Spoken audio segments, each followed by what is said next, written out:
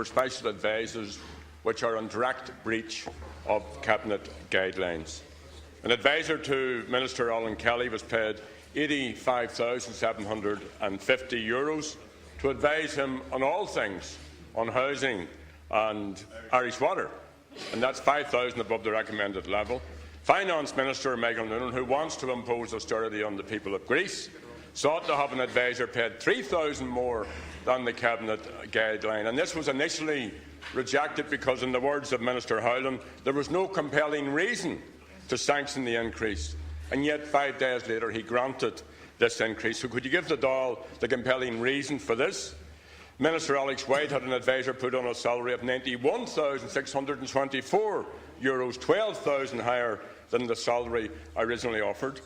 Minister Coveney got $25,000 of a salary increase last July for an adviser. So what this exposes, I'd like to hear the explanation, but what it exposes is there's no austerity for your government.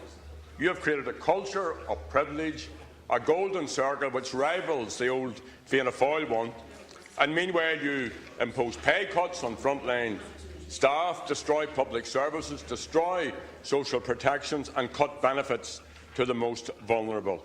For example, lone parents, a special category of lone parents who are also carers, will lose €86 a week if your government goes ahead with its cuts to one-parent family payment, and that will push all lone parent families and these particular parents into further poverty. So, Taoiseach, would you accept that the continued breach of pay guidelines by your government ministers for advisers is also a breach of your own election promises and your much vaunted commitment to the reform of the political system? Thank you. Taoiseach. Special advisers in Northern Ireland have gone from 90,000 to 110,000 sterling. I didn't hear you comment on that. The Minister for Public Expenditure and Reform.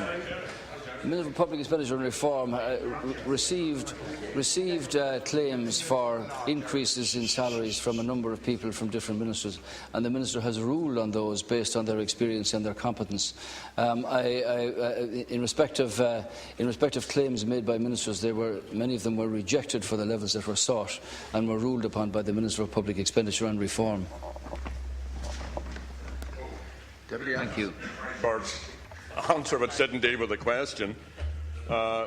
You're living in a bubble, and every so often when you come in here, we try to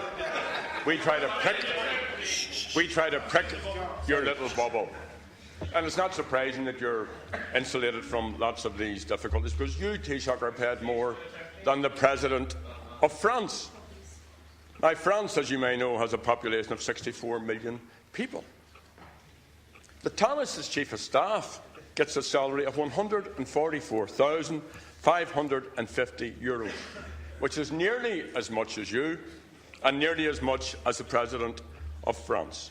Her economic adviser is on €114,424, and she actually sought to have a former PA put on a salary of €79,401 and eventually settled for €75,000. Now, wouldn't it be great if the Taoiseach negotiated as strongly for all citizens in difficulties, particularly those lone parent families?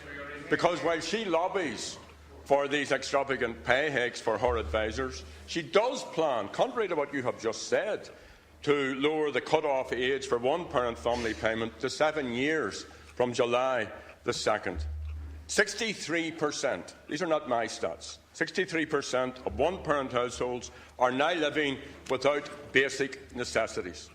How on earth will they live after these draconian cuts by your government? Thousands will be pushed into dire, extreme poverty. So, Taoiseach, in the light of the hardship, in the light of what is being imposed on citizens through your austerity policies, will you agree, and this is the question I asked you previously which you ignored, that the continued breach of pay guidelines for extremely well-paid ministerial advisers is entirely unacceptable? Thank you. It's shameful. It's an insult to citizens Will you stop these obscene pay raises, and will you halt the cuts to the entitlements of lone parent families? I've already dealt with the question in respect of the lone parents, the reforms being introduced here to get people off dependency for social protection and give them the opportunity to achieve financial independence by getting a job that really pays, that is in the interest of themselves and their families.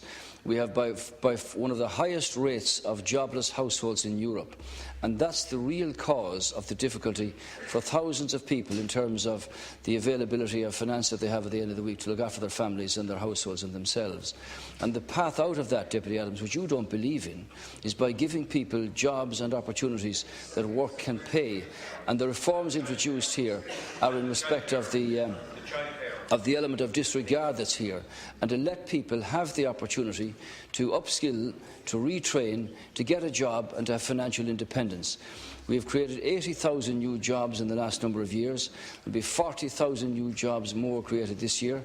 I hope that many of those are lone parents who can move into the world of work, who can have a job that gives them that financial independence, that they'll have more money to spend on their families and on the opportunities that present themselves, because they can never have that when it's a reoccurrence every time, year after year, and generation after generation in some cases, of unemployment and dependence upon social protection. When you speak about living in bubbles, I'd like you, Deputy Adams, even on some of your statements or some of your tweets, answer the questions that I understand have been levied about your party and the way it raises money. It's interesting to know that you're now by far and away the best resourced party in the country. Everybody else seems to have to own up as to and rightly so, to where these things come from. So when you level accusations, whether they're true or false, I don't know. The Minister for Public Expenditure and Reform has ruled on the level appropriate for claims for increases, and he shot down most of those and determined what those levels should be. Thank you. And they're doing they do a very important job in the sense of the programme for government being implemented. I don't accept your assertion, and the reason for these reforms is to give people the opportunity and the motivation and the incentive to move away from dependence upon social protection and move into the world of work. I've already outlined them for Deputy Martin on 2 occasions already this morning. Thank you. Deputy Maureen O'Sullivan.